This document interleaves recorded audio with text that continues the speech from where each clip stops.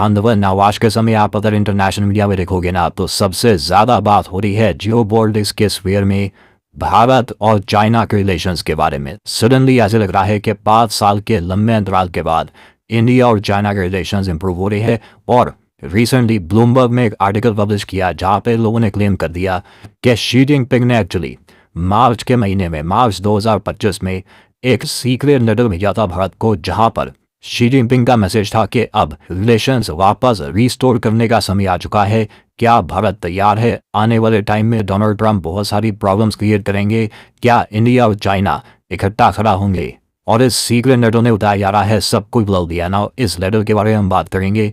By the way मैं आपको ऐसा ये बता दूं, प्राइम मिनिस्टर मोदी की जो ईस्ट एशिया यात्रा है ये स्टार्ट हो चुकी है। पहले जाएंगे जापान में, उसके बाद ये जाएंगे चाइना में। दो बड़ी इकोनॉमीज है एशिया की। और इवन दो पीएम मोदी की जापान ट्रिप काफी न्यूज में है, बुलेट ट्रेन की बात की जा रही है, बट आप नोट करोगे सबसे ज्यादा आर्टिकल्स पब्लिश अभी किए जा रहे हैं शी जिनपिंग के सीक्रेट लेटर के बारे में। इधर आप देख पाओगे Xi Jinping secret letter to New Delhi that likely brought India China ties back to life. सबसे पहले वेस्टर्न मीडिया ने यह क्लेम किया था कि एक इंडियन ऑफिशियल ने अपना नाम बताए बगैर ये रिवील किया कि जो मार्च 2025 में शी जिनपिंग का लेटर आया था इसकी उम्मीद इंडिया को भी नहीं थी। Out of the blue suddenly Xi Jinping ने खुद अपनी तरफ से दोस्ती का हाथ बढ़ाया और प्रपोज किया गया कि आने वाले कुछ महीनों में इंडिया चाइना रिलेशंस को वापस रीबिल्ड करने का समय आ चुका है। नाउ शी जिनपिंग के लेटर में बताया जा रहा है पहली बात तो ये लिखी थी कि चाइना बहुत कंसर्न है कि यूएस और इंडिया के बीच में कोई एक ऐसा एग्रीमेंट ना हो जाए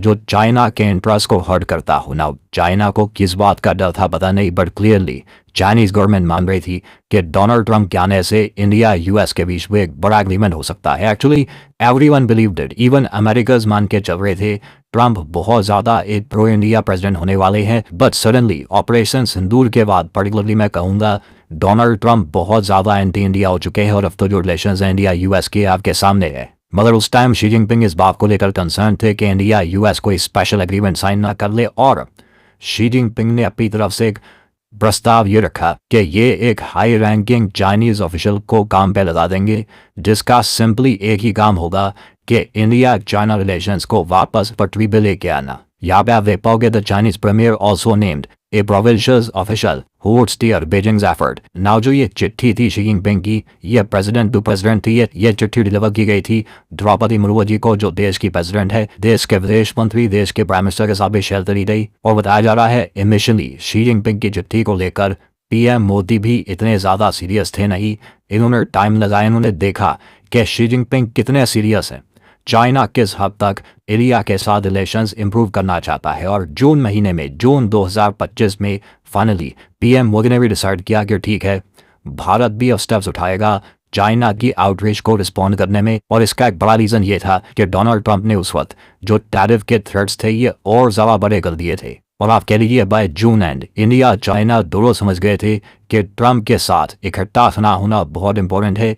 एशिया के ये दो देश अगर इकट्ठा खड़े होंगे तो बाकी कंट्रीज को भी इससे काफी सहारा मिलेगा। और उसके बाद से हमने देखा है कि एक एक करके इंडिया चाइना के रिलेशंस इंप्रूव होते जा रहे हैं। डायरेक्ट फ्लाइट्स एस्टैब्लिश कर दी गई है। PM Modi SCO summit attend करने के लिए जाएंगे चाइना में। वहां पे बताया जा रहा है शी जिनपिंग उनका भव्य वेलकम करेंगे। इंडिया ने भी आपने देखा होगा चाइनीज नेशनल्स के लिए वीजा देना स्टार्ट कर दिया है 23 सालों के बाद। उसके रिस्पॉन्स में चाइना ने यह भी कहा है कि ये यूरिया बेचेंगे भारत को। इंडिया की भी जो सैंक्शन रिफाइनरी है गुजरात में जिसका ऑयल और डीजल अब यूरोपियन यूनियन परचेज नहीं कर रहा बिकॉज ऑफ सैंक्शंस, चाइना ने कहा है कि वहां के प्रोडक्ट्स वो लोग परचेज करना स्टार्ट कर लेंगे। तो हर तरफ से आप कहोगे जून महीने के बाद ना इंडिया चाइना के रिलेशंस में एक रिमार्केबल टर्न आया है। ऐसे लग रहा है कि 2020 के इवेंट्स को दोनों कंट्रीज पीछे रखकर एक ब्राइट फ्यूचर की तरफ देखना चाहती है। और अगर यहाँ पे आपका सवाल ये है कि मतलब चाइना को यहाँ पे टैरिफ से इतनी क्या चिंता, ज़्यादातर टैरिफ तो भारत पे लगे हैं ना। भारत पे तो लगे 50% टैरिफ, चाइना पे 30% टैरिफ। देखिए जो वो टाइम है चाइना के टैरिफ का, ये एक लिमिटेड टाइम दिया गया है चाइना को कि 90 डेज के अंदर अंदर डील कर लो, नहीं तो चाइना पे टैरिफ ट्रंप के हिसाब से 200% हो सकते हैं। रिसेंटली डोनाल्ड ट्रंप ने दुनिया को ये बताया है कि 200 चाइनीज एयरप्लेन्स ये उड़ नहीं पा रहे आज के समय, जमीन पे पड़े हुए हैं क्योंकि बोइंग के प्लेन्स है ये। और यूएस ने क्या किया है कि बोइंग के स्पेयर पार्ट्स चाइना को सेल करने से मना कर दिया है बोइंग कंपनी को। आप सोच कर देखिए यूएस के पास कितनी पावर है, कल को ये भारत के साथ भी कर सकते हैं ऐसा। बोइंग की फ्लीट हम यूज़ करते हैं, बोइंग के एयरक्राफ्ट बहुत सारे यूज़ करते हैं। यूएस प्रेसिडेंट को बस एक ऑर्डर देना है कि बोइंग के स्पेयर पार्ट्स इंडिया को बेचे नहीं जाएंगे। सडनली हमारे पास बहुत सारे ऐसे एयरप्लेन्स होंगे जो टेक ऑफ ही नहीं कर सकते। चाइना आज के समय इसी प्रॉब्लम से जूझ रहा है और ट्रम्प ने यह भी याद दिला दिया कि अगर चाइना ने रेयर अर्थ मैग्नेट्स का एक्सपोर्ट रिस्ट्रिक्ट किया, चाहे रीज़न कोई भी हो, मान लो यहाँ पर यह भी हो सकता है कि चाइना के पास रेयर अर्थ मैग्नेट्स की कमी हो गई हो, इनको अपनी देश भर की प्रोडक्शन करनी है, उसके लिए ये जो मैग्नेट्स है ये ज़्यादा चाहिए। उस केस में भी ट्रंप ने कहा है 200% टैरिफ लगा दूंगा चाइना पर। तो ऐसा नहीं है कि चाइना पे आज के समय ट्रंप का प्रेशर है नहीं, 30% टैरिफ चाइना पर भी लगे हुए हैं। और इसलिए हम देख रहे हैं कि चाइना अभी भारत के साथ कोऑपरेट करने में बहुत इंटरेस्टेड है। ये चाहते हैं कि ग्लोबल स्टेज पर भारत और चाइना दोनों का मैसेज इकट्ठा जाए। और इसलिए आपने एक बात नोट करी होगी, आर्टिकल्स पब्लिश किए जा रहे हैं कि आज के समय जो ट्विन इंजन हैं ऑफ एशियाज इकोनॉमिक ग्रोथ, ना ये जो ट्विन इंजन वाली बात है ना, ट्विन इंजन सरकार, ये पीएम मोदी काफी बार बोलते हैं स्पीचेस में। चाइना आज के समय इंडिया के साथ रिलेशंस इस हद तक इम्प्रूव करना चाहता है कि ग्लोबल टाइम्स जो एक बार को इंडिया के अगेंस्ट निकला था, ये कह रहा है कि today twin engines of Asia's economic growth, key representatives of the global south, members of SCO, BRICS, G20, ये कह रहे थे ये इंडिया चाइना G20 में मेंबर्स, ब्रिक्स में मेंबर्स, एससीओ के मेंबर्स, दोनों ग्लोबल साउथ के बहुत ही इंपॉर्टेंट रिप्रेजेंटेटिव्स हैं। और आगे ये कहते हैं इंडिया और चाइना का एक मिशन है कि इंटरनेशनल ऑर्डर को ग्रेटर डेमोक्रेसी और फेयरनेस की तरफ पुश करना है। नाउ देखो, यूएस का लंबे समय से ना एक वर्जन रहता था कि वो लोग डेमोक्रेसी प्रमोट करते हैं और दूसरी तरफ चाइना, नॉर्थ कोरिया जैसे देश है जो डेमोक्रेसी के अगेंस्ट है। शी जिनपिंग ने आज से कुछ साल पहले जिसका रिवर्स ऊनो कार्ड खेला, इन्होंने ये कहा कि चाइना में भी डेमोक्रेसी है बट अपने टाइप की डेमोक्रेसी है, ये हर किसी को वोट का अधिकार नहीं देते, लिमिटेड लोगों को वोट का अधिकार है। बट इनके हिसाब से, शी जिनपिंग के हिसाब से, चाइना में डेमोक्रेसी एग्जिस्ट करती है। ना इससे आप एग्री करना चाहे डिसएग्री करना चाहे ये अलग बात है, बट चाइना आज के समय कह रहा है कि दुनिया में ग्रेटर डेमोक्रेसी और फेयरनेस इंडिया चाइना मिलकर फैलाएंगे।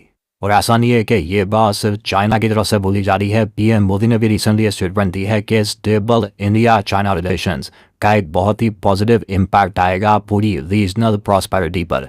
तो इंडिया चाइना टाइज अगले महीने से आप देखोगे फ्रॉम द बिगिनिंग ऑफ सितंबर में बहुत ही ज़्यादा न्यूज़ पर रहेंगे। आई गारंटी डोनाल्ड ट्रंप भी इस पर कुछ ना कुछ कमेंट करने वाले हैं, या ट्रंप अगर खुद कुछ कमेंट नहीं करेंगे तो प्राइम मिनिस्टर्स को कुछ कह देंगे कि इसके बारे में कुछ कमेंट करो। यूएस की तरफ से डेफिनेटली एक रिएक्शन आने वाला है and I will keep on making updated videos for you on.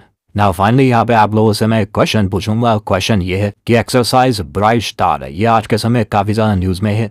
ये एक मल्टीलैटरल एक्सरसाइज है, युद्धाभ्यास है, जो कौन सा देश होस्ट कर रहा है? भारत भी यहाँ पर पार्टिसिपेट कर रहा है। भारत 700 सोल्जर्स भेजेगा एक्सरसाइज ब्राइट स्टार में पार्टिसिपेट करने के लिए। बताइए कौन सा देश होस्ट कर रहा है एक्सरसाइज ब्राइट स्टार? ये है यहाँ पे आपकी ऑप्शंस, इजिप्ट, रशिया, ईरान या जापान। कमेंट सेक्शन में करिए उत्तर, जो लोग देंगे सही आंसर की कौन कौन जरूर ताकि वाकई समझ पाए कि सही उत्तर क्या है।